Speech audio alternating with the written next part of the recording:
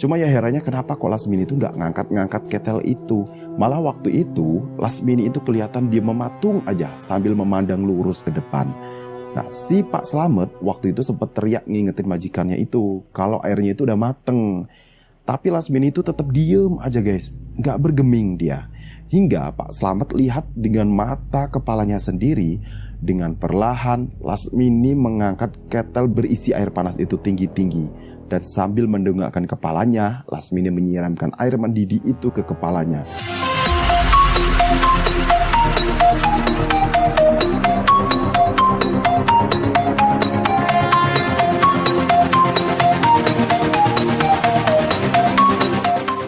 Assalamualaikum warahmatullahi wabarakatuh. Halo, gimana kabarnya Sobat Hikayat? Sehat-sehat semua kan ya? Semoga kita semua sehat aja deh. Kalau ada dari kalian yang lagi sakit, saya doakan aja biar cepat sembuh dan bisa beraktivitas seperti biasa. Nah guys, hari ini Hikayat Kehidupan akan menyajikan sebuah kisah mistis yang endingnya itu tragis banget guys, yang didasarkan pada kejadian nyata. Nah kisah ini kami angkat dari tweet sebuah akun Twitter bernama @agilsaputra, yang mana narasumber pada cerita ini adalah orang terdekat keluarga yang mengalami kejadian tragis ini. Yang mana nama narasumbernya itu adalah Pak Slamet. Oh ya, semua nama tokoh dan tempat di cerita ini sengaja saya samarkan ya guys ya. Maksudnya itu biar sama-sama nyaman aja gitu deh. Ya udahlah, daripada berlama-lama langsung aja yuk kita masuk ke ceritanya.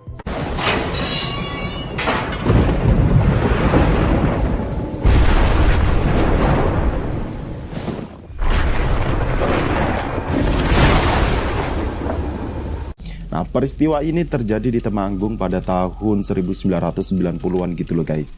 Nah, waktu itu ada seorang pria yang umurnya itu 35 tahunan yang kita sebut aja namanya itu Santoso Sosromiharjo. Nah, Santoso ini adalah seorang juragan cengkeh guys, yang bisa dibilang mapan lah waktu itu. Dimana Santoso ini adalah anak tunggal dari keluarga pengusaha cengkeh. Jadi memang privilege dia itu udah bagus banget ya. Udah anak tunggal, dapat warisan usaha segede itu pula. Nah, waktu kuliah, Santoso ini emang sengaja ngambil jurusan pertanian gitu guys. Yang memang maksudnya itu biar basic keilmuannya itu ada buat menopang usaha yang dia tekuni. Nah waktu itu Santoso ini menikahi perempuan pujaan hatinya guys. Yang kita sebut aja nama perempuan ini adalah Lasmini. Dan dari pernikahannya ini mereka memiliki sepasang anak laki-laki dan perempuan. Nah anaknya yang perempuan itu berusia sekitar 9 tahunan yang bernama Ningrum. Dan anaknya yang laki-laki itu bernama Panggi, yang waktu itu masih berusia 5 tahun kalau nggak salah. Nah sementara itu di situ juga ada 2 orang pembantu guys, yaitu Pak Slamet yang jadi narasumber pada cerita ini sebagai tukang kebun dan Mbak Urip sebagai ART. Nah si Pak Slamet dan Mbak Urip ini ikut tinggal di rumah itu bersama Santoso guys. Cuman mereka itu tinggal di bangunan terpisah yang ada di belakang rumah itu. Nah selama 10 tahun perjalanan Santoso menjalankan bisnis warisan keluarganya itu, usaha cengkehnya itu bisa dibilang sukses gitu loh guys. Bahkan Santoso ini bisa meningkatkan omset perusahaannya itu hingga 3 kali lipat. Nah hingga kira-kira pada tahun 9192an lah, usaha cengkeh Santoso ini lagi ada di puncak kejayaannya. Nah saking pesatnya perkembangan usahanya itu sampai Santoso ini memperluas lahan usahanya. Dan dia itu nambah 1 gudang lagi. Waktu itu lahan seluas 2000 meter persegi itu udah dia dapat guys. Sementara untuk gudangnya itu dia belum dapat. Nah diliriklah ada 1 bangunan luas ya bekas gudang cengkeh juga sih, punyanya almarhum Pak Cari, tetangganya. Sesama juragan cengkeh juga sih di era bapaknya. Tapi dia tuh udah lama bangkrut. Dan bangunan ini juga ternyata hampir disita oleh bank guys. Waktu itu situasinya tuh Pak Cari ini kan udah meninggal ya. Dan bangunan itu diwariskan sama anaknya yang namanya tuh Bowo. Jadi Bowo ini selain mewarisi bangunan gudang itu ya, jadinya tuh kayak ngewarisi utang-utang almarhum bapaknya juga. Tapi mungkin karena nggak berminat atau karena hal lain ya, waktu itu si Bowo ini nggak nerusin usaha cengkeh milik bapaknya itu. Jadi ya akhirnya bangunan bekas gudang itu jadi terbengkalai dan gak keurus gitu loh guys. Dan dari info yang didapat sama Santoso, gudang punya Bowo itu ternyata udah jaminan hutang bank gitu loh guys. Ya waktu itu duitnya itu katanya dipakai buat biaya berobat Pak Cari dulu waktu dia sakit. Nah menurut kesaksian Pak Slamet yang juga kenal sama si Bowo, katanya Bowo ini selalu ngajuin perpanjangan kepada pihak bank guys, biar gudang itu gak jadi disita sama bank. Jadi dia itu nunggu 1 sawah peninggalan orang tuanya terjual untuk melunasi hutang itu. Ya mungkin kalian bertanya-tanya ya, kenapa Bowo nggak merelakan gudang itu aja daripada masih nunggu jual sawah yang belum tentu juga lakunya kapan ya kan? Karena ternyata guys, mendiang ayahnya Bowo itu udah berwasiat agar apapun yang terjadi, gudang itu jangan sampai dijual. Nah, sebenarnya Santoso itu juga tahu sih kalau gudang itu nggak akan dijual, karena waktu itu Santoso pernah bilang ke Bowo kalau dia itu berminat mau beli gudang itu. Tapi si Bowo itu ngasih tahu isi surat wasiat bapaknya itu ke Santoso, yang salah satu isi surat wasiatnya itu berbunyi kalau apapun yang terjadi, gudang itu jangan sampai dijual. Cuma kemarin itu kenapa sampai digadaikan ke bank? Kalau kata Bowo sih duitnya itu dipakai buat biaya berobat bapaknya. Nah, Pak Slamet yang waktu itu juga ikut mengantar Santoso dalam pertemuan itu tuh sebenarnya agak ragu dengan pernyataan Bowo gitu loh guys, tentang bagaimana uang hutang itu digunakan. Karena di desanya itu si Bowo itu ya memang terkenal sebagai orang yang hobi main judi. Nah, dan singkat cerita, Santoso pun pulang dengan kecewa guys, karena nggak bisa beli gudang yang luas milik Bowo itu. Tapi dalam hatinya Santoso ini pengen banget nih punya gudang itu guys, karena gudang itu punya posisi yang bagus dan strategis banget. Nah, disinilah Santoso ini mulai memutar otak untuk tetap bisa memiliki gudang itu. Jadi, dihubungilah petugas bank tempat Bowo berutang. Ya waktu itu kebetulan petugas bank itu temannya si Santoso sendiri. Dan setelah Santoso menanyakan perihal tanah gudang itu, dia mendapat informasi guys kalau tagihan si Bowo ini sudah hampir 1 tahun macet dan memang akan disita oleh pihak bank. Cuma di situ Bowo selalu mengajukan perpanjangan dengan alasan akan menjual sawahnya itu untuk melunasinya. Tapi ternyata batas masa tenggang perpanjangan itu udah hampir habis guys. Dan berbekal informasi itulah Santoso itu bersabar dan terus memantau perkembangan beritanya. Kapan gudang itu akan disita dan dilelang oleh bank. Nah, singkat cerita nih ya guys, kira-kira 1 tahun kemudian gudang itu akhirnya disita juga oleh bank guys, dan akan dilelang di kemudian harinya. Wah, tentu aja ya, kabar ini bikin Santoso senang bukan main. Soalnya kan dia itu emang bener-bener pengen banget punya gudang seluas itu. Yang waktu itu luasnya itu sekitar 1.700 meter persegi lah.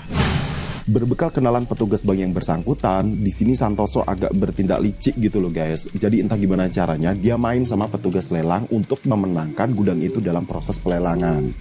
Dan Santoso pun akhirnya menjadi pemilik sah dari gudang itu guys. Mulailah itu gudang ya dibersihkan, dicat ulang, direnovasi dikit-dikit. Ya pokoknya ditreatment lah secara gudang lama kosong itu kan gimana ya. Dan ini situasinya kan juga mau dipakai. Tapi beberapa bulan kemudian setelah gudang itu digunakan oleh Santoso, mulailah terjadi kejadian-kejadian aneh yang dialami oleh semua orang yang menghuni rumah Santoso guys. Termasuk Pak Slamet dan Mbok Urip. Nah waktu itu situasinya malam hari guys, sekitar pukul 1 malam.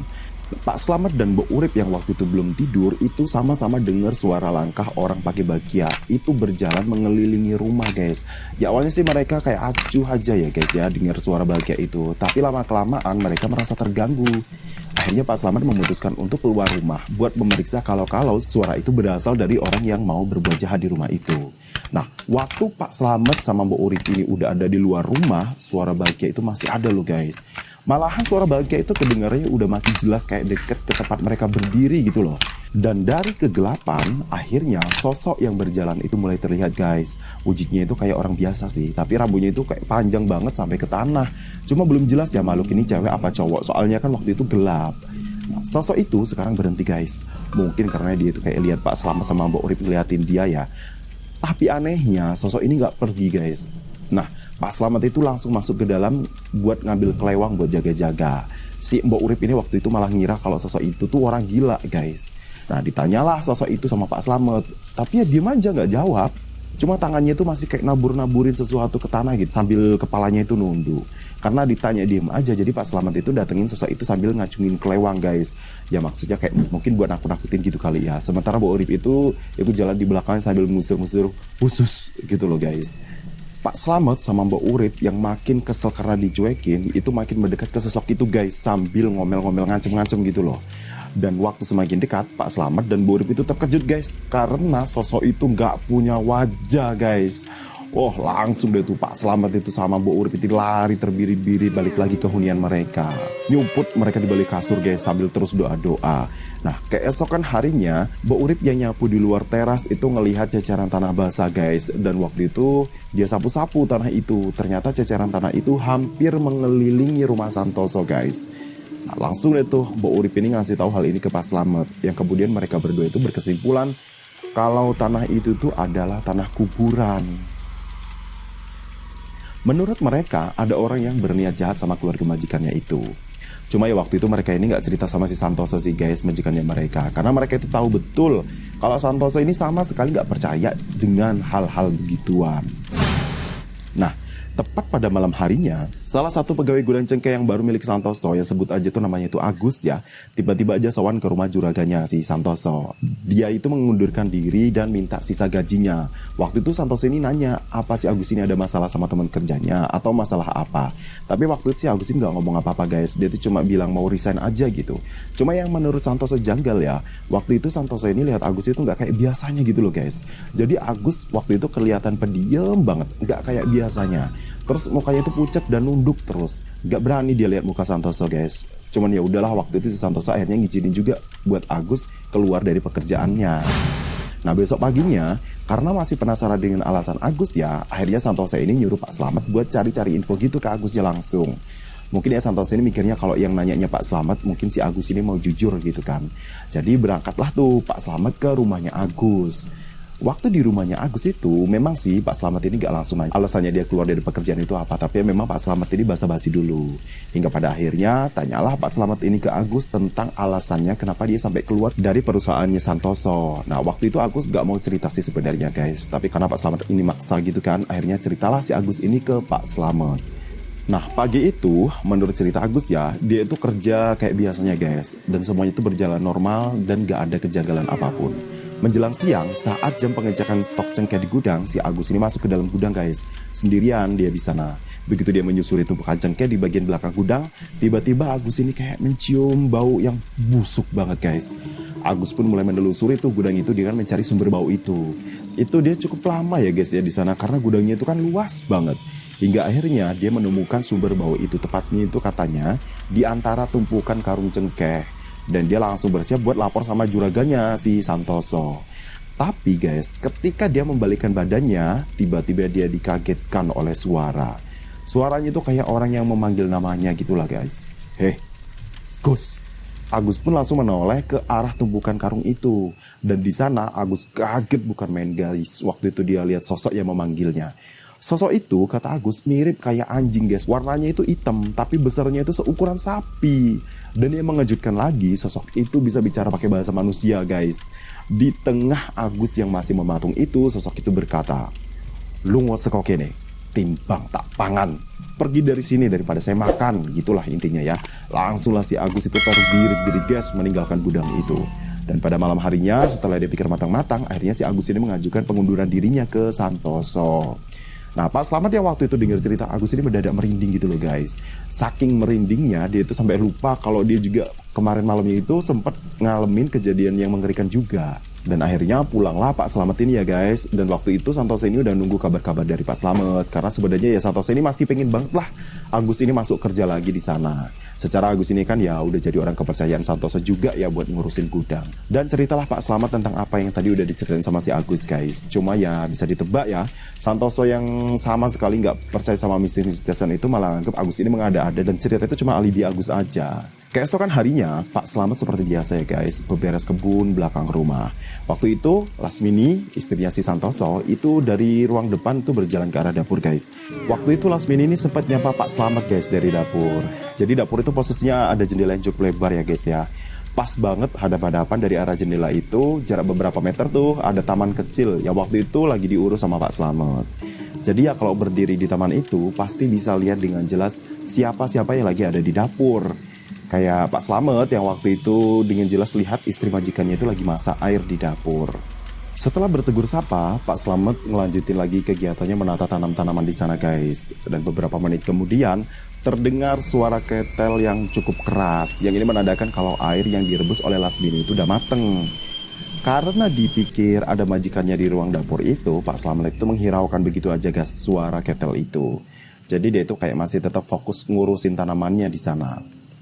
Tapi setelah beberapa menit suara ketel itu nggak berhenti juga, akhirnya Pak Slamet itu ngelihat ke arah dapur guys. Di sana Pak Slamet ngelihat Lasmini lagi berdiri pas di depan ketel yang berisik itu guys. Cuma ya herannya kenapa kok Lasmini itu nggak ngangkat-ngangkat ketel itu. Malah waktu itu Lasmini itu kelihatan dia mematung aja sambil memandang lurus ke depan. Nah si Pak Slamet waktu itu sempat teriak ngingetin majikannya itu kalau airnya itu udah mateng. Tapi Lasmini itu tetap diem aja guys, nggak bergeming dia. Hingga Pak Slamet lihat dengan mata kepalanya sendiri, dengan perlahan Lasmini mengangkat ketel berisi air panas itu tinggi-tinggi. Dan sambil mendongakkan kepalanya, Lasmini menyiramkan air mendidih itu ke kepalanya. Hingga dia teriak-teriak kesakitan guys.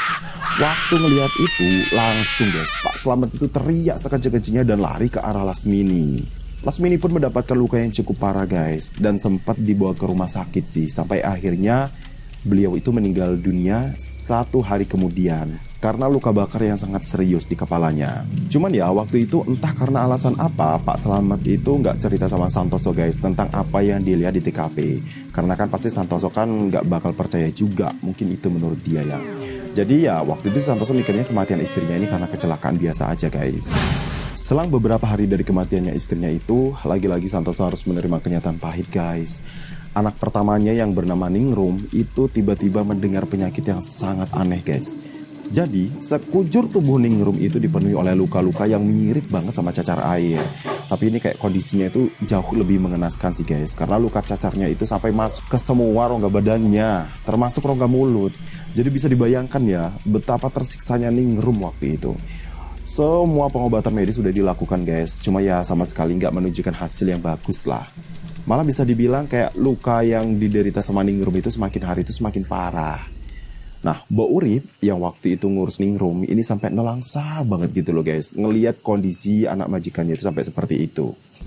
Hingga pada suatu pagi, saat Mbok Urip mau ngebangunin Ningrum untuk dimandikan dan diberi sarapan guys, tiba-tiba tubuh Ningrum itu udah nggak bergerak guys. Jadi posisi tubuhnya itu tertelungkup, salah satunya tangannya itu menjutai di bibir ranjang. Nah, waktu itu berulang kali Mbok Urip itu manggil-manggil nama Ningrum guys, tapi ya nggak ada sahutan. Karena khawatir terjadi hal-hal yang gak diinginkan, larilah Mbok Urip menemui Santoso guys, dan ngasih tahu apa yang terjadi sama Ningrum. Langsunglah tuh Santoso bergegas ke kamarnya Ningrum dengan suara bergetar guys, seolah tahu kalau hal buruk tengah terjadi sama anaknya itu. Santoso itu memegang tubuh Ningrum dan digoyang-goyanginya guys tubuh Ningrum itu. Karena gak kunjung dapat respon, Santoso langsung membalikkan badan Ningrum dengan perlahan. Nah seketika itu juga lah Santoso sadar kalau anaknya itu udah gak ada. Nangislah dia guys, sampai mau habis suaranya. Pak Slamet yang lihat kejadian itu langsung memapah juraganya itu ke ruang tamu. Sementara itu, sambil gendong panggih, Mbok Urip ini ngabarin kabar duka ini ke tetangga-tetangga sekitar. Aduh, sedih banget ya ngebayanginnya. Kejanggalan berikutnya yang terjadi di rumah itu adalah ketika Mbok Urip yang setiap masak nasi, gak sampai setengah jam nasi itu pasti basi guys. Awalnya sih Mbok Urip ini kayak sempat ngira ya kalau itu tuh karena kualitas berasnya yang jelek atau mungkin airnya yang kotor. Tapi kemudian dicek-cek lagi guys, semuanya tuh normal-normal aja guys. Beras yang dipakai tetap beras terbaik dan masih fresh. Sementara air yang dipakai ya tetap air yang sama buat dibikin minum sehari-hari. Jadi semuanya itu ya aman gitu loh. Cuma anehnya setiap kali Mbok Urip ini menanak nasi, gak lama setelah itu nasinya itu pasti basi. Mbok Urip pun cerita guys ke Pak Slamet tentang hal ini. Dan Pak Slamet yang memang udah ngerasa ada yang gak wajar yang sedang terjadi di rumah ini, makin yakinlah dia kalau ada orang jahat yang mau bikin keluarga majikannya itu rusak melalui kekuatan mistis.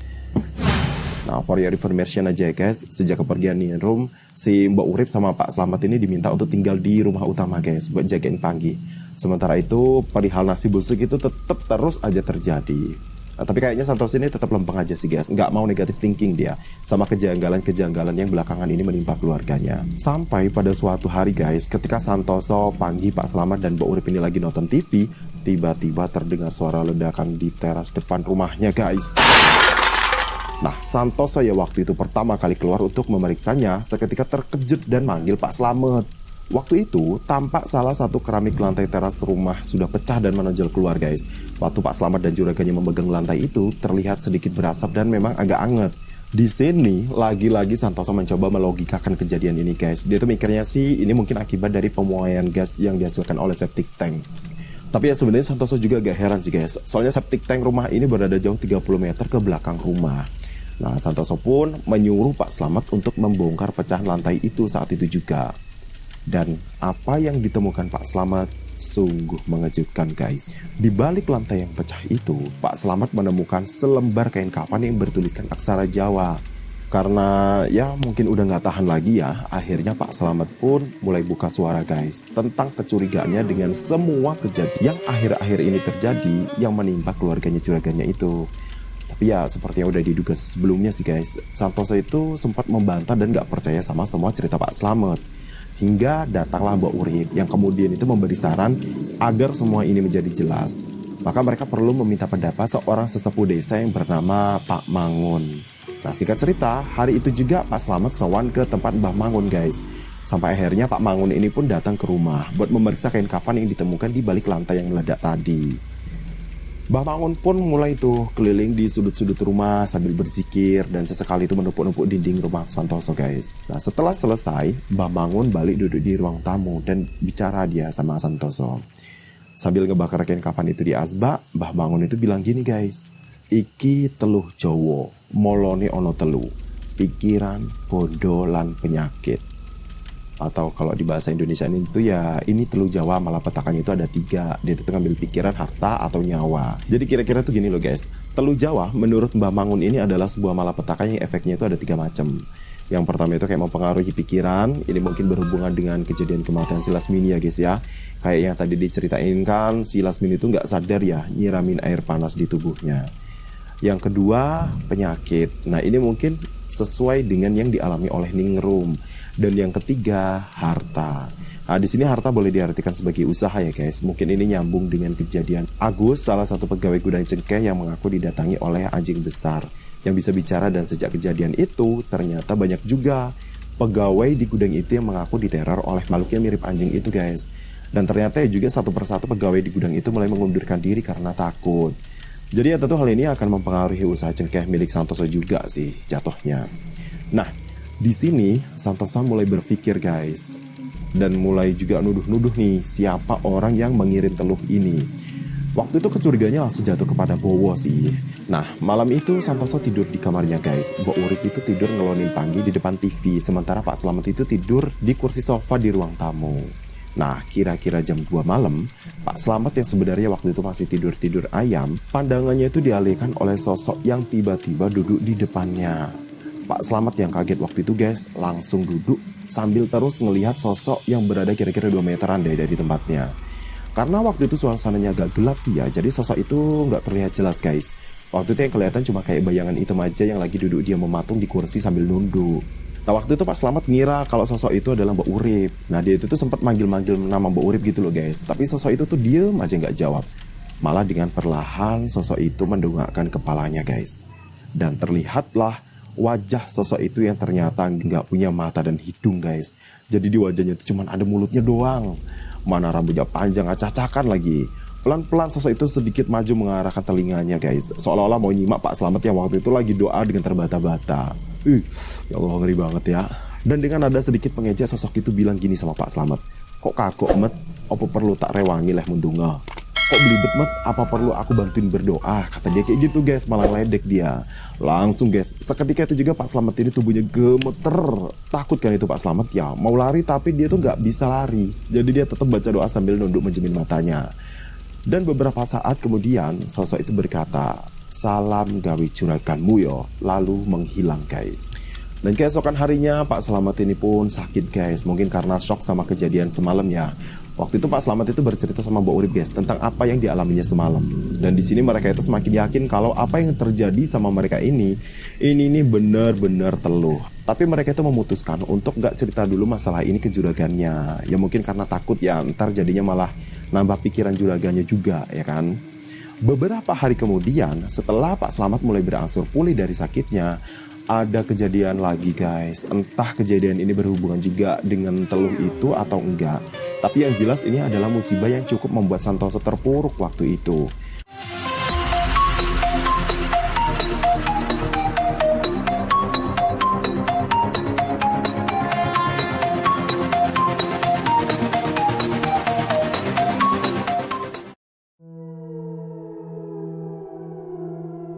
Karena sekitar seminggu kemudian setelah gudangnya itu kebakaran, Pagi, anak satu-satunya yang tersisa itu masuk rumah sakit guys.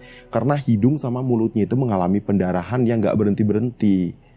Tapi setelah diperiksakan dan pendarahannya berhasil dihentikan, dokter yang meriksa itu nggak berhasil menemukan apa penyebab pendarahan ini.